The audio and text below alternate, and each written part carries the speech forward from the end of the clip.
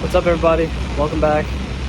Today will be episode 4 of our series, and today we're going to be going over Load Securement, which is the physical tying down of our loads on the back of our trucks, like learning how to do it and the different kinds of tie downs and things that we'll need.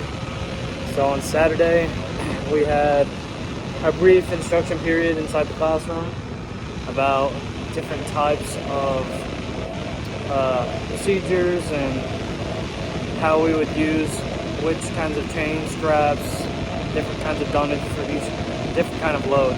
Also, sorry for the volume. This is the quietest place I can find at the moment. Anyway, we had the classroom period. We also went over like procedures to make sure we're doing everything safe and within accordance to the DOT and our own company policy. And after that, we got to actually go out and see some examples of loads, which hopefully I can put in some pictures or videos for you guys at the end of this video that you guys can see. But we practiced on those and then went back to the classroom for more instruction, preparing us for the load securement test that we had to take on Sunday. So after the second time we were in the classroom, we went back out and learned some more about the different kinds of loads. And then we ended up that day, and then Sunday morning we had some short time in the classroom watching a couple videos and then going over a couple more procedures that we need to know for possible scenarios that we might encounter while we're on the road.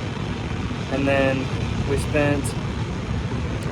after that, we actually got more hands-on time with the loads and actually doing it ourselves, and then we could ask the instructor if we had any questions, which in my opinion has been the most fun so far, is actually getting to have hands-on with these loads and seeing what you're gonna possibly encounter out there on the road.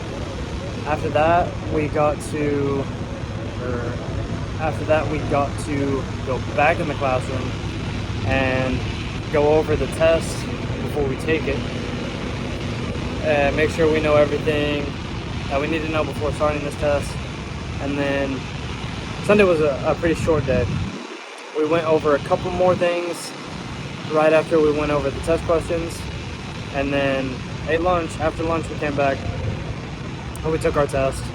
Everybody passed in my class, which was very good. Also, don't stress about these tests at school. As long as you're doing your part and making sure you're not slacking off and not paying attention in class, these things are not super difficult things. It's a lot of information all at once.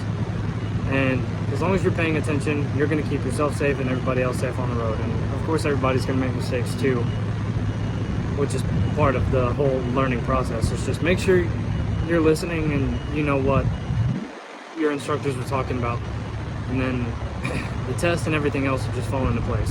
I wouldn't stress about it. Pre-trip, however, is very, very important, especially during your in-cab and your air brake test. You cannot make a mistake on those. So once you get those paperworks, make sure you're studying more than just the time that you get during the day, like here at school. Just make sure you're studying that back at the hotel or wherever you may be. I think that wraps up this episode as far as load securement goes.